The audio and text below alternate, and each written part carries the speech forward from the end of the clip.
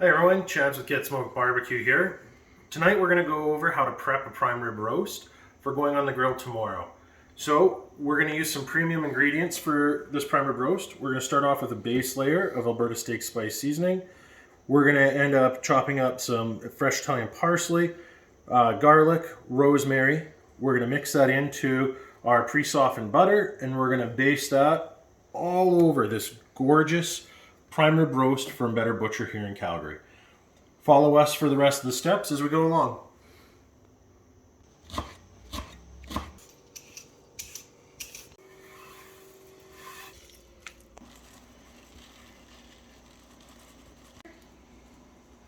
Alright, we've let our prime rib sit overnight in its butter crust. We're ready to grill it now. We have our drum going. It's up to temperature. We're looking at 225 for the first part of our smoke.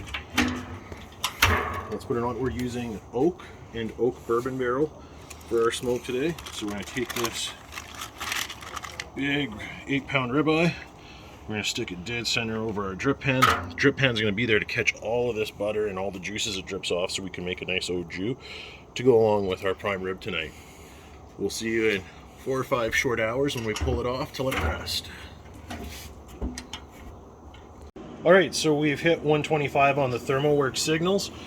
Now we're going to end up pulling our prime rib, and we're going to pull it and let it rest for about 20 to 30 minutes while we bring the barrel temperature up to about 375, 400. That's going to be our searing temperature. Once we get that to that temperature, we're going to sear it until we get to 135. That's going to give us that perfect 135 Fahrenheit internal temp. It's going to give us a medium rare. So we've been gone for about 4.5 hours. We'll reach this temp. For those of you that need a better calculation method, it's roughly 5 or 6 drinks. So we're all pretty happy right about now. Let's see where we're at with this this low temperature smoke. As you can see, that color is just beautiful. Lots of the herbs still stuck on there. We got our drip tray at the bottom for the au jus. We're just going to pop this thermometer out. We're going to grab this. Just lift it right on up. And now we're going to take that into the house. And we're going to wrap that for the time being. Crank these open to get our temperature up. And that's it. We'll see you in a few. Alright, we've hit 135 Fahrenheit. We're about to pull this prime rib roast off of my Barrel Boss Charcoal Assassin. Let's see how we're looking.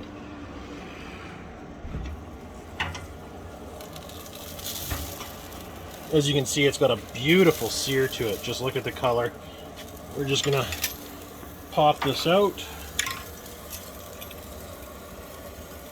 Once we get it on the plate, we're gonna throw some tin foil over it. We're gonna let it sit for about 20 minutes before we carve it.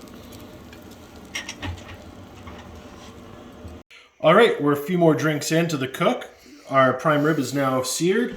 What we're going to do is we're going to remove the bone from the back. We've tied that on, and then we're going to give it a carve. We're shooting for a medium rare, so let's see how well we did here.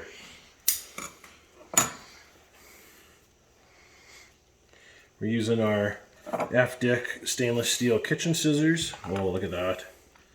Just beautiful on those ribs.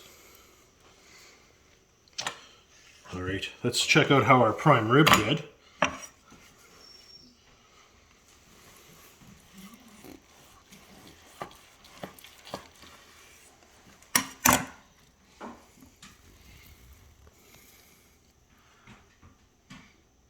So it looks like we're right around a nice medium rare. Lots of color there, lots of juices. So we've let that rest for another about 20 minutes after we pulled it off from the sear. Let's plate it up and see what everybody thinks of how it turned out. All right, so we carved this all up. We're ready to plate, but first thing I wanted to do, let's try a rib and see how these bad boys turned out. Oh my. Oh, the buttery flavor. You guys, you should all come over and have some of this. I mean, you'll have to pay, but you should come over and have some of this.